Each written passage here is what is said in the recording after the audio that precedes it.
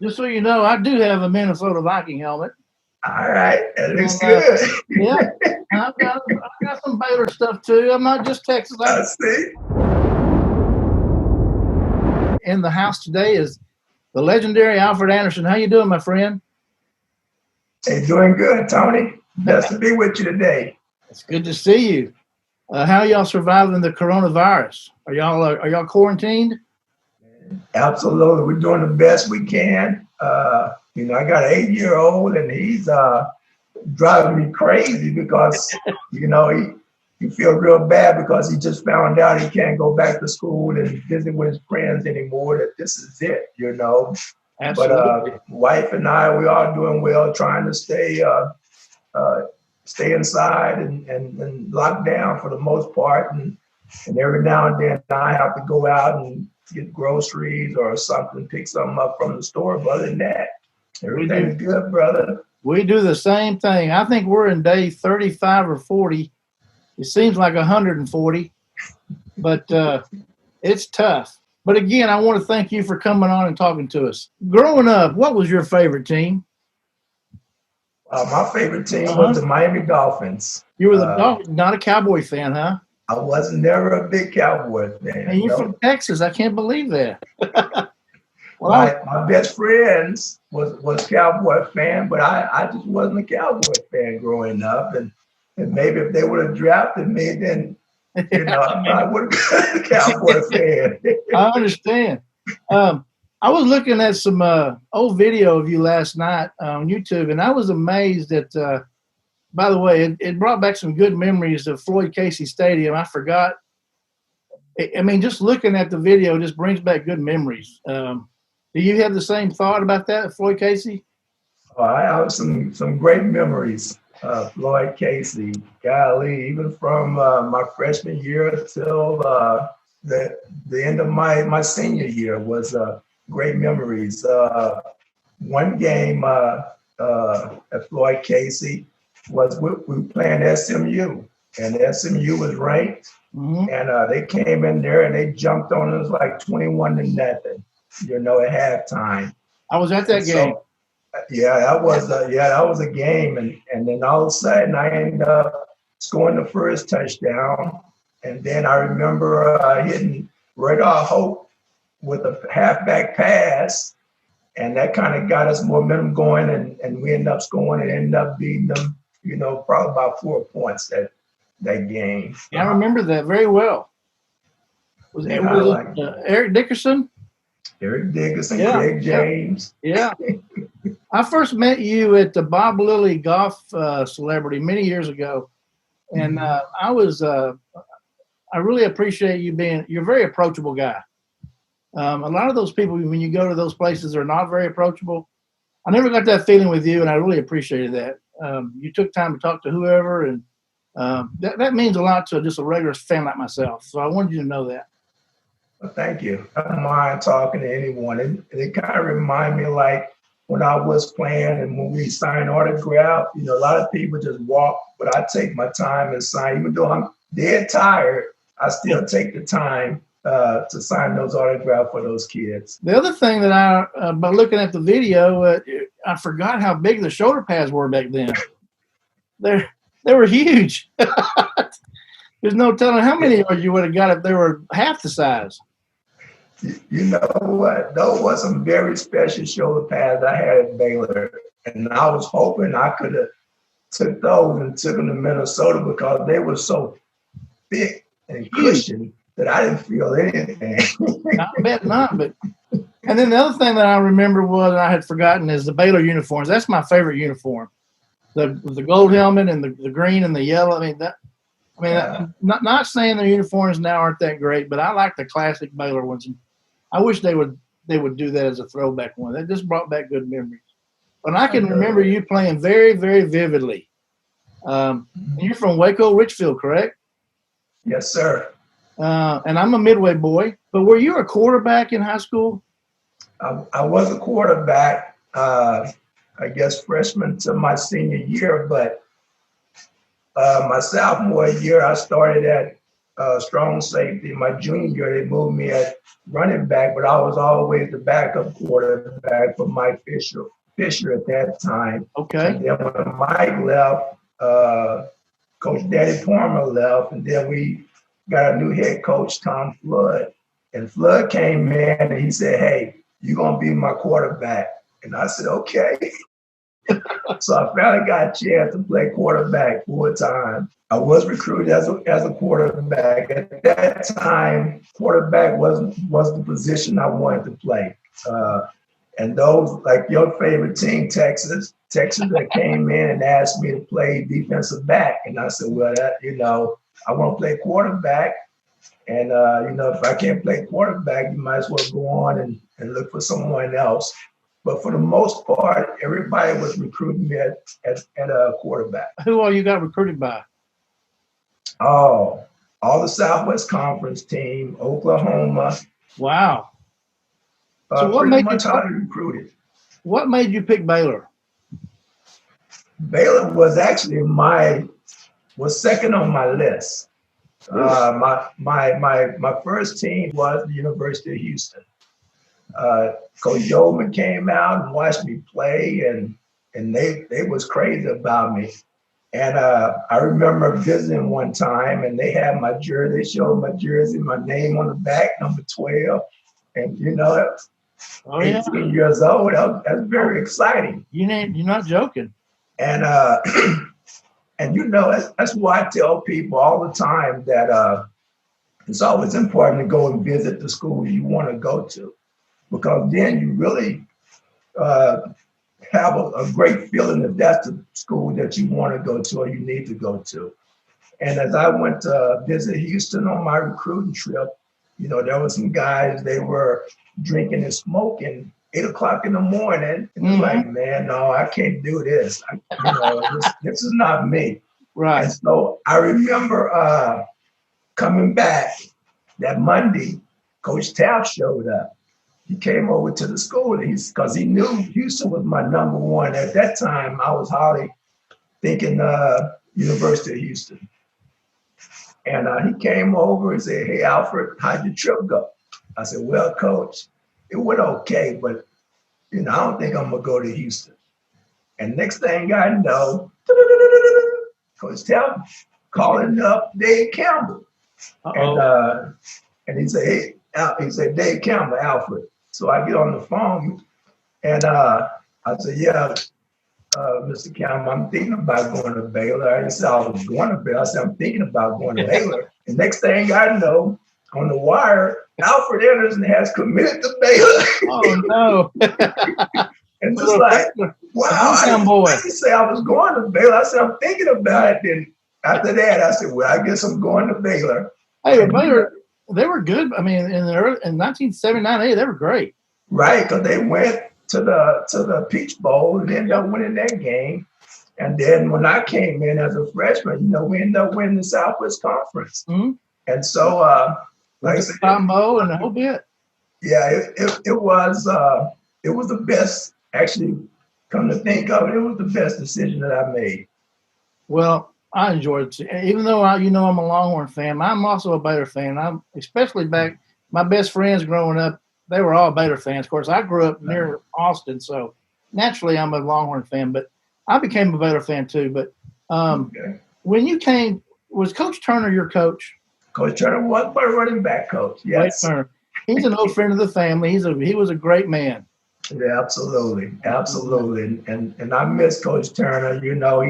He passed a year ago, last year, and that was really tough. Back in September, man, that was tough to lose Coach Turner. But Coach Turner, he loved his players, and I tell you a special story about Coach Turner. And I was a freshman, and we were playing Texas Tech, and it was raining. It had rained all day long, and so Walter Abercrombie got hurt when he had a concussion. So he went out.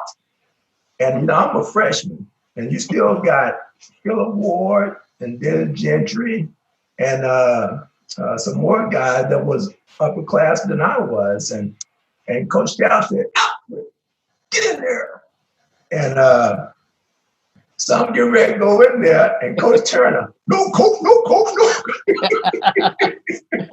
did not want me to go in there because he knew he had a couple senior guys, juniors, and I went and hadn't been in the game the whole night. And so I'm in there. All the uniforms are dingy, dirty. Mine's the cleanest one out there. And I went out there and scored a touchdown. All right. We ended up beating Texas Tech, I want to say 11-3 or something like that. And from that day on, Coach Turner said nothing else. He believed in me then. He's a good man. He's a good family. Yes, he is. He has a good family. How is it playing for Coach Taft? Oh, it was awesome. And one advantage I did have being recruited, Coach Taft was recruiting me personally. And so I knew what the head coach is telling me, I can pretty much take it to the bank. But what compared to assistant coach, they can tell you anything to get you in there. But I had Coach Taft recruiting me, strong Christian man, family. I learned a lot from him, and he's like a father to me, that father figure that I didn't have growing up. And even to this day, we have a very special relationship. I didn't realize how good a coach he was till he was gone. I don't mean that to sound the way that it's going to sound that way, but he had some incredible players. Do you feel like playing for Baylor, you were ready to go on to the next level? Absolutely. Absolutely. And the funny thing about it, especially with Coach Turner, being my running back coach, the way he explained things to us, he made it so simple. I know from the blocking, from a 3-4 defense, Coach Turner would say, okay, if there's a linebacker inside, a man outside, you block the man outside. If it's a 4-3, if there's a man inside, nobody outside, you block the man inside. And so that's how he taught us how to block the blocking scheme. And then I get to Minnesota, it's like 3-4. Okay, you got the Mo and the Sam. Mo come, you got the Sam backer. And if it was a 4-3, there's only one backer, and that's the wheel backer. And so I said, oh, man, okay, so Coach Turner explained it this way, but it's a 3-4 and 4-3 defense, That was some good information, wasn't it? Yes. And y'all played in 2 bowl games, right? The Bluebonnet Bowl and the Cotton Bowl. Yes, sir. How is it playing in a bowl game? Is it any different than a regular game? It's exciting. You get the chance to, as a team, you go to the hotel for a week and practice, 3 or 4 days before the game. The Cotton Bowl was very special because I went to watch, but to be able to play in it as a freshman, that was very special. I only got in to play one game and one play in that game and ended up getting the first down. And only that one was the play. only thing I remember that game. Well, but it is special. It is special. You get to see a lot of, they have so much for us to do. We buckle down, we practice, then we have a little free time and all. Same way with the Bluebonnet Bowl. you played a lot in the Bluebonnet Bowl now, I know. Say that again? Played a lot in the Bluebonnet Bowl, I know. Oh, yeah, I played a lot. Yeah, that was my senior year. Oh, yeah, that was great. As a matter of fact, I happened to see YouTube. They got the 1984 Bluebonnet Bowl, OSU and Baylor. And that was the first time I got a chance to see that game, probably about a week ago. I always wanted to see that game because I never got a chance to see it because once you play the last game, you don't watch the film on that. So, but yeah, it was a game. As I look back, we would have probably won that game, but we had like about 3 or 4 turnovers that killed us. Yeah, but that was a good game. I know you play with a lot of great people, but I want to refer to one person. When you were a freshman, was Singletary a senior? Yes, he was. How was his presence in the locker room, on the field? Does that ring a bell with you at all? Or yeah, actually, did he ring your bell in practice at all? No, not in practice, but I do have a story and I asked him this probably about back in December. But Mike was very special. Matter of fact, he came over my senior year in high school and spoke to our football team. And I remember listening to him, and I said, man, you know what? I like to play with a guy like that, you know, strong Christian values and things like that. So when I got over to Baylor, I remember it was 100 degrees every day. And in the afternoon, we would go down to the track field and practice on the grass because it was so hot on the turf. And I remember getting ready to run a play. And all of a sudden, Mike gets over the center and he hit him and the center falls back. He said, don't say nothing. Don't say nothing. And I'm saying, what's going on? You know? I'm glad I wasn't getting the ball on that particular play. And so back in December, I said, Mike, do you remember when we was practicing down on the grass field at the track that you got up and you hit the center and you said, don't say nothing, don't say nothing. You remember that? He said, what happened? You know, what made you do that? He said, it might have been something Corky Nelson said. I said, okay. I don't doubt that a bit. Oh, now, with you being in with the Vikings and the Bears, same conference, you played them twice a year. I know. So did he cut you some slack and some love? No. No, he didn't. He didn't. I always say this, if that was Mike's mother in the backfield, he would take her head off. That's how intense he was, you know. And you know, it's hard playing against people you're good friends with or former teammate with. So you always try to play kind of stalemate because you don't want to make them look bad and they don't want to make you look bad, you know. But right. Sometimes when you go against Mike, you got to bring it. You better bring your A game. That's right. That's right, because you're going to take your head off. So, all right. So you graduating on your okay. So you're a senior and you get drafted in the third round. Mm-hmm. How is the draft? Do you just wait by the phone? Do you know ahead of time where you're going to go? No, you really don't know. And you know, nowadays the draft day is a huge thing. Right. And I don't know how it was back then, but I don't think it was near like it is now. No. Back then you had to wait by the phone, basically. But third round was really good. Unless you were like the number one draft pick, then you'll go up there in DC. But you had to wait by the phone. And I remember in '84, I knew I wasn't going in the first round because that was the year of defense. Like everybody wanted defense, and there was only one running back got drafted in the first round, and that was Greg Bell. And so no running backs got drafted in the second round.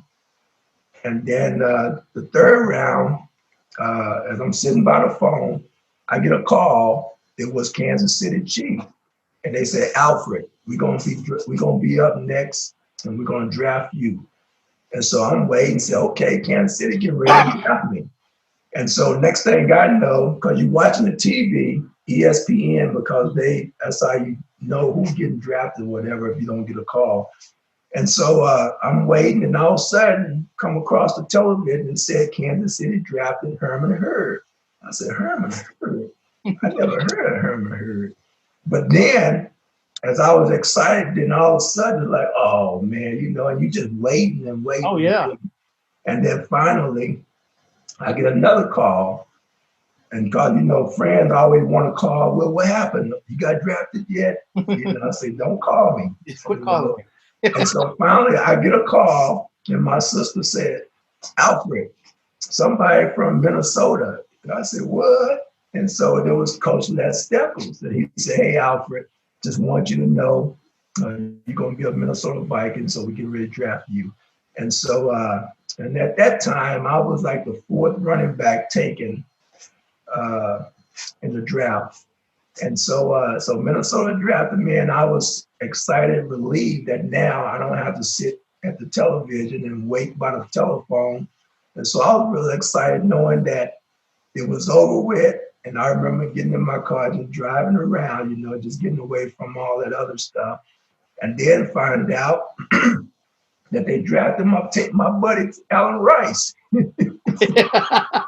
So that was perfect. I said, at least I know somebody who got my back, so that was awesome. So what's one of the first things you notice when you go from the college to the pro? Anything come to mind?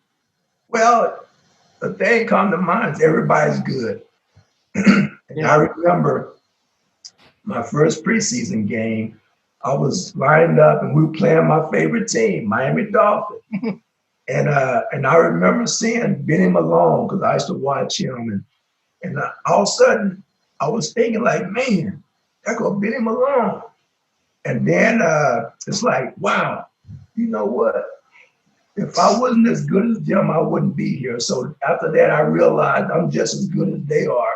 And that thought went away and I just started playing, just like I did in high school and college. And they moved you to fullback, right? They moved me to fullback. I was like the biggest fullback at 215. Really? Yeah. And I had to learn how to block. Wow. Well, I bet you're glad they built that Metrodome right before you went because playing outdoors in Minnesota was brutal. Absolutely. When they said Minnesota, and I remember they built that dome 2 years before I got there. And I said, hey, it's going to be 70 degrees, so I ain't worrying about the cold. Heck no. So, well, that's great. So 8 years with the Vikings, that's a long time. Any injuries? You never missed a season or anything, did you? I missed some games, but I always played. I want to say maybe the most I missed maybe about 5 games. Over a whole 8 year period? Yeah, as far as injury wise, but where I had to sit down and heal up from those injuries. But for the most part, I want to say I was blessed to play and not get really seriously injured. Now, what about able to walk away from the game? What about now? Any effects now? Oh, I have some elements. My neck, shoulders give me problems. Lower back gives me problems. But I'm so used to the pain that I just keep going. Don't think about it. Yeah. Well, I got to ask you one question. How was it playing the 1 year that Bud Grant came back? Oh, that was special. It was special. You talk about a legend. Special because I had a chance to play with Bud because he left the year before I got there. Mm-hmm. And then for him to return my second year, Bud was a very unique coach, person. He didn't say much. He was real quiet.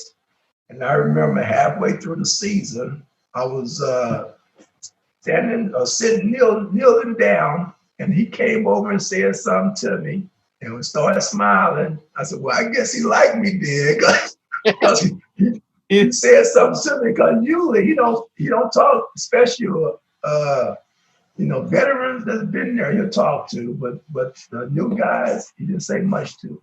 Well, he was a legend for sure. Absolutely. Now, y'all had some rough years in Minnesota. However, you did make the playoffs 2 or 3 years.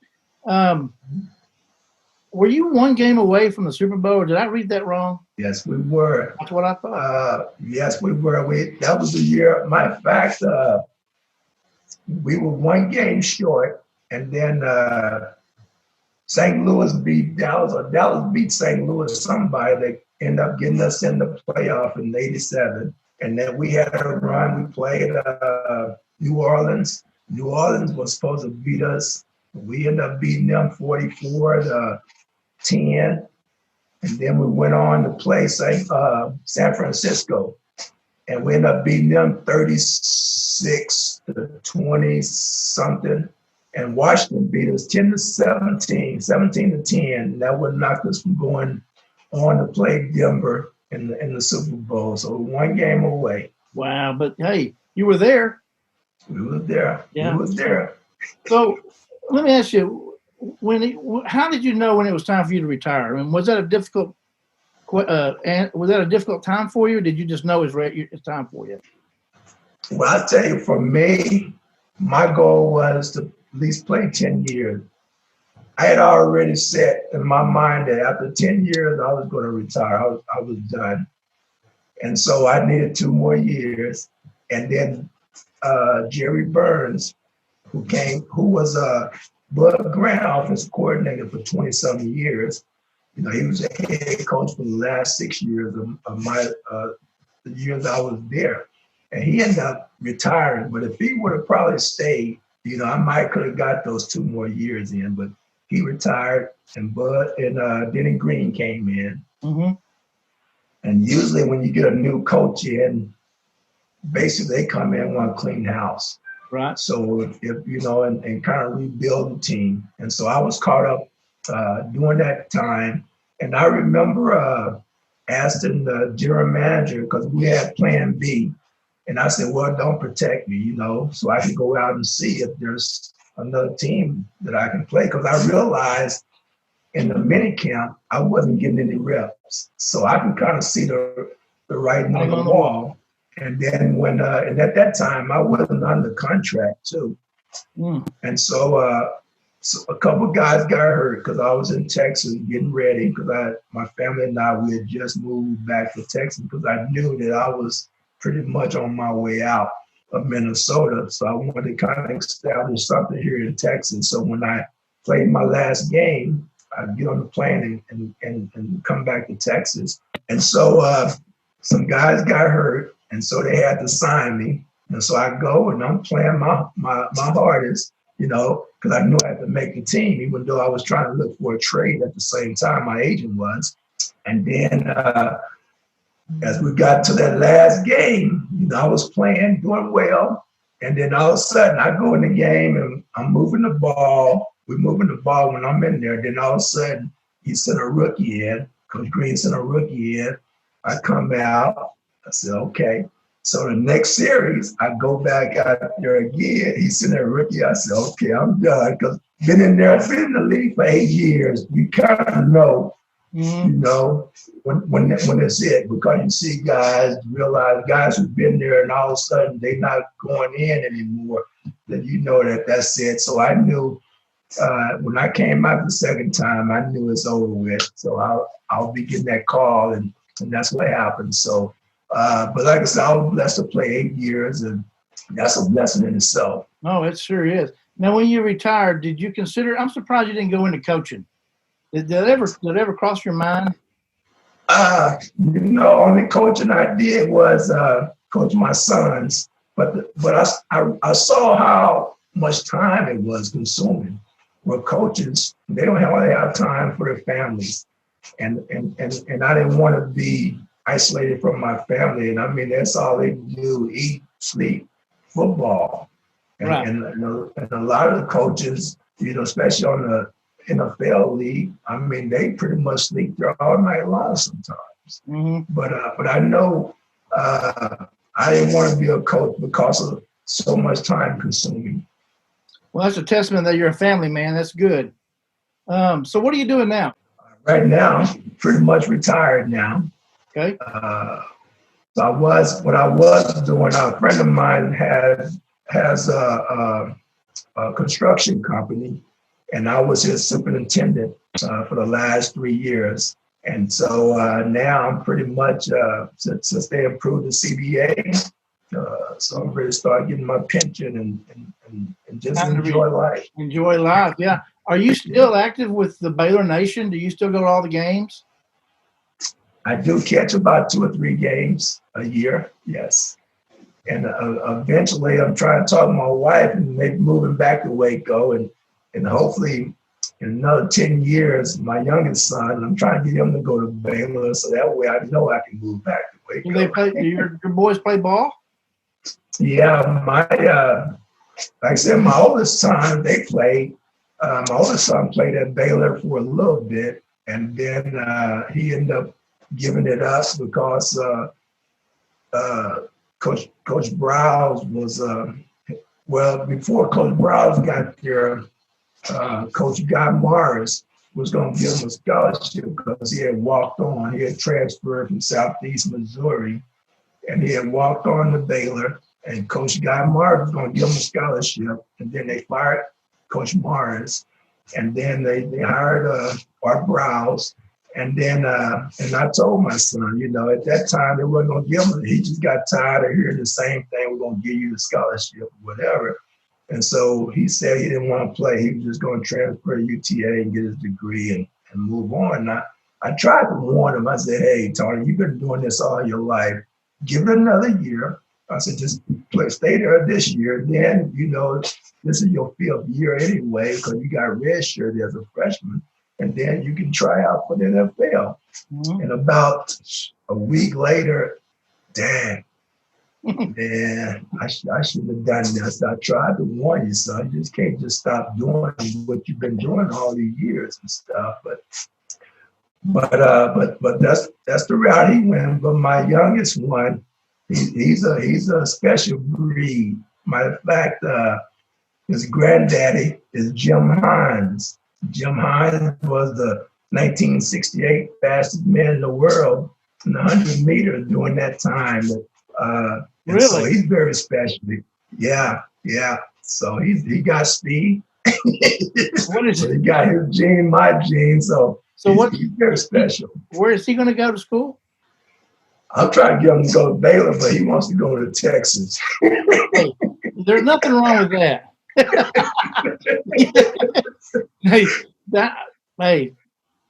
I'm not going to get into that. So I don't want to make all my Baylor Nation people mad. Is there anything? I got one more question. I know I've been keeping you longer than I should have, but no problem. Do you have any personal memorabilia that you kept yourself from either college or pro, or like a helmet or a jersey or anything? Oh yeah, I do have my helmet from Baylor, Minnesota. I have my jersey from Baylor, Minnesota. So yes, those are some personal things that I have kept. Good. I was just wondering. Was there anything you want to add in closing? Any special memory that goes through your mind when you think back on your career? What's the one thing that crosses your mind? Anything in particular? Wow.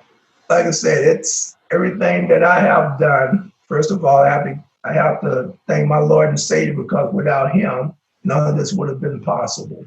Amen. He helped me through high school, where 1 year of starting at quarterback, I was MVP, All-American, everything you can ask for. And that was very, very special to have a season like that. And then to get recruited and to play at Baylor, that's a blessing in itself. And like I said, if I had to do it all over again, I wouldn't change one thing.